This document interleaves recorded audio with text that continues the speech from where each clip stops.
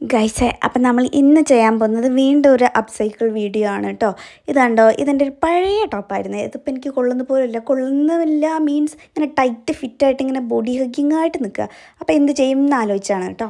അപ്പോൾ ഇതാണ് അത്. എൻ്റെ സെൻറ്ററിലൂടെ ഇങ്ങനെ ഒരു കട്ടിങ് വരുന്നുണ്ട്.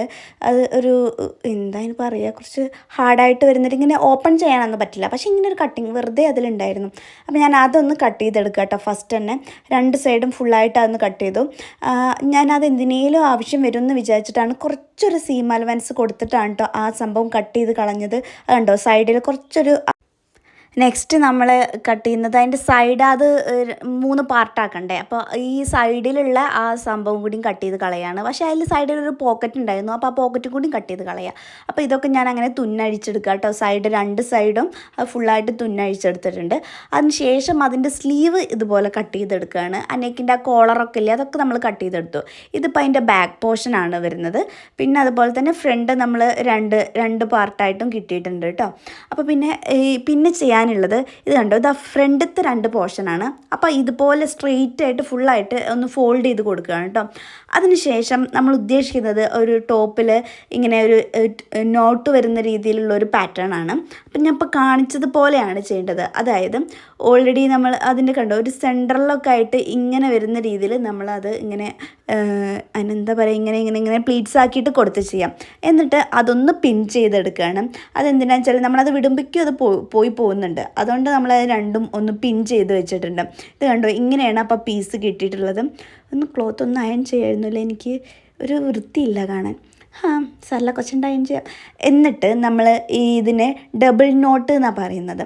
അപ്പം നമ്മൾ ആ ഒരു മെത്തേഡിൽ വേണ്ടിയിട്ട് ഈ ക്ലോത്ത് ഇപ്പോൾ ഞാൻ ചെയ്തതുപോലെ അതിൻ്റെ ഉള്ളിലൂടെ ഇങ്ങനെ എടുത്തിട്ട് 2 സൈഡും അങ്ങനെ എടുത്തിട്ടുണ്ട്.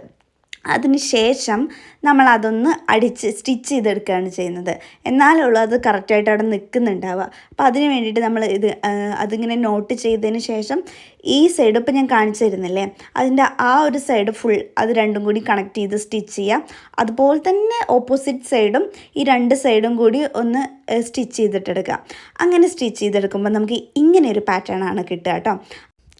ഇത് ആ മെറ്റീരിയലിൻ്റെ ബാക്ക് പോർഷനായിരുന്നു. അത് ഞാനിങ്ങനെ 4 മടക്കിയിട്ടിട്ട് എൻ്റെ മെഷർമെൻറ്റിൽ ഇതുപോലെ ഉള്ളിലൊരു പെറ്റിക്കോട്ട് ഷേപ്പിൽ അങ്ങനെ ജസ്റ്റ് ഒരു നോർമൽ ചെറിയൊരു ഉള്ളിലൊരു ഇന്നർ മാത്രമായിട്ട് വരുന്ന രീതിയിൽ ഇങ്ങനെ ഒരു പാറ്റേൺ ഞാൻ കട്ട് ചെയ്തെടുക്കാം കേട്ടോ. അപ്പോൾ ഏകദേശം എനിക്ക് എൻ്റെ സുമാർ അളവ് അറിയാം, അതുകൊണ്ടാണ് ഞാനിങ്ങനെ ജസ്റ്റ് വരച്ചെടുത്തത്. നിങ്ങൾ മെഷർമെൻറ്റൊക്കെ ഇട്ടിട്ട് കറക്റ്റായിട്ട് വെട്ടിയെടുത്താൽ മതി കേട്ടോ. അങ്ങനെ എടുത്തു. പിന്നെ അതിൻ്റെ ബാക്ക് പോർഷൻ കണ്ടോ, ഞാൻ ബാക്കിൽ കുറച്ച് സീം അലവൻസ് കൊടുത്തിട്ടുണ്ട്. കാരണം ഓൾറെഡി ഫ്രണ്ടിൽ അത് സ്റ്റിച്ചഡ് ആയിരുന്നു, പിന്നെ നമുക്ക് സ്റ്റിച്ച് ഉണ്ടല്ലോ, അപ്പോൾ അതുകൊണ്ട് ബാക്കിൽ സീം അലവൻസ് എക്സ്ട്രാ വിട്ടു കേട്ടോ. എന്നിട്ട് ഞാൻ ആ ഒരു പാറ്റേൺ നമ്മൾ ആ ഒരു മെറ്റീരിയലിലേക്ക് ജസ്റ്റ് പിൻ ചെയ്ത് കൊടുക്കുക ചെയ്യുന്നത്. അതെങ്ങനെ ഉണ്ടായിരിക്കും, എന്തൊക്കെ ചെയ്യണം എന്നൊക്കെ മനസ്സിലാവാൻ വേണ്ടിയിട്ട് നമ്മൾ ഫസ്റ്റ് സ്റ്റിച്ച് ചെയ്യുന്നതിന് പകരം ഒന്ന് ജസ്റ്റ് പിൻ ചെയ്ത് കൊടുക്കുന്നത്. പിന്നെ നമ്മൾ ഓൾറെഡി പ്ലീറ്റർ അല്ലേ, അതുകൊണ്ട് നമ്മൾ പ്ലീറ്റഡ് സ്റ്റിച്ച് ചെയ്യുമ്പോൾ എപ്പോഴും ആ പ്ലീറ്റ്സൊക്കെ ഒന്ന് കറക്റ്റ് ഒതുക്കി വെച്ചിട്ട് മെല്ലെ വേണം സ്റ്റിച്ച് ചെയ്തെടുക്കാൻ. അല്ലാന്നുണ്ടെങ്കിൽ അത് മനസ്സിലാവില്ല. ഇപ്പം ഞാൻ ആ ഫ്രണ്ട് പോർഷനിൽ അതങ്ങനെ ഫുൾ പിൻ ചെയ്ത് വെച്ചു. എന്നിട്ട് അതൊന്ന് മറിച്ചിട്ടതാണ് കേട്ടോ. മറിച്ചിട്ട് കഴിയുമ്പോൾ നമുക്ക് കറക്റ്റ് മനസ്സിലാവും. നമ്മൾ ഉള്ളിൽ കൊടുത്തുള്ള ആ മെറ്റീരിയൽ ഇല്ലേ, ആ മെറ്റീരിയലിനനുസരിച്ചിട്ട് അതിൻ്റെ സൈഡിലൂടെ അത് ഫുള്ളായിട്ട് ഞാനൊന്ന് സ്റ്റിച്ച് ചെയ്തെടുക്കാം കേട്ടോ. 2 സൈഡും അങ്ങനെ സ്റ്റിച്ച് ചെയ്തപ്പോൾ ഇങ്ങനെയാണ് പാറ്റേൺ വന്നത്. ഈ കണ്ടോ, സൈഡിലേക്കൊക്കെ കുറച്ചധികം എക്സ്ട്രാ നിൽക്കുന്നുണ്ട്. അപ്പം ഞാനിപ്പോൾ തിരിച്ചിടുമ്പോൾ നിങ്ങൾക്ക് മനസ്സിലാവുന്നുണ്ടാവും. ഇത് കണ്ടില്ലേ, ആ ഒരു നമ്മൾ കട്ട് ചെയ്ത ഇന്നറിനെ അനുസരിച്ചിട്ട് പിന്നെ നമ്മൾ 2 സൈഡിലുള്ളത് കൂടെ കട്ട് ചെയ്ത് കൊടുക്കുകയാണ് കേട്ടോ. അങ്ങനെ കട്ട് ചെയ്ത് കൊടുക്കുമ്പോൾ നമുക്ക് കറക്റ്റ് നമ്മുടെ ആ ഒരു ഉള്ളിലുള്ള പാറ്റേണിനനുസരിച്ചിട്ടുള്ള രീതിയിലാണ് കിട്ടുക. ആ ഒരു പ്ലേറ്റ്സ് ഒന്നും അവിടുന്ന് ഇളകിപ്പോരോ ഒന്നുമില്ല, നമ്മൾ നോട്ട് ചെയ്തിട്ടുണ്ടല്ലോ, അതുകൊണ്ട് അതങ്ങനെ ഇളകിപ്പോരും, അങ്ങനത്തെ ഇഷ്യൂ ഇല്ല.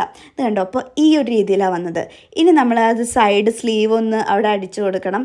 അതേപോലെ ഈ നെക്കിൻ്റെ ആ സൈഡ് ഒന്ന് സ്റ്റിച്ച് ചെയ്ത് കൊടുക്കണം. ഇതിൻ്റെ 2 സൈഡും കൊടുക്കണം. പിന്നെ സൈഡും കൂടി ഒന്ന് സ്റ്റിച്ച് ചെയ്തെടുക്കണം. പണി കഴിഞ്ഞു, സിമ്പിൾ, ഇത്രയേ ഉള്ളൂ. ഇതുണ്ടോ, വേറൊരു അടിപൊളി ടോപ്പായില്ലേ. മറ്റേ ടോപ്പ് ഞാൻ ഇട്ട് പോലും ചെയ്തില്ലായിരുന്നു. ഇതിപ്പോൾ എനിക്ക് എങ്ങോട്ടെങ്കിലും പോകുമ്പോൾ ഇടാലോ.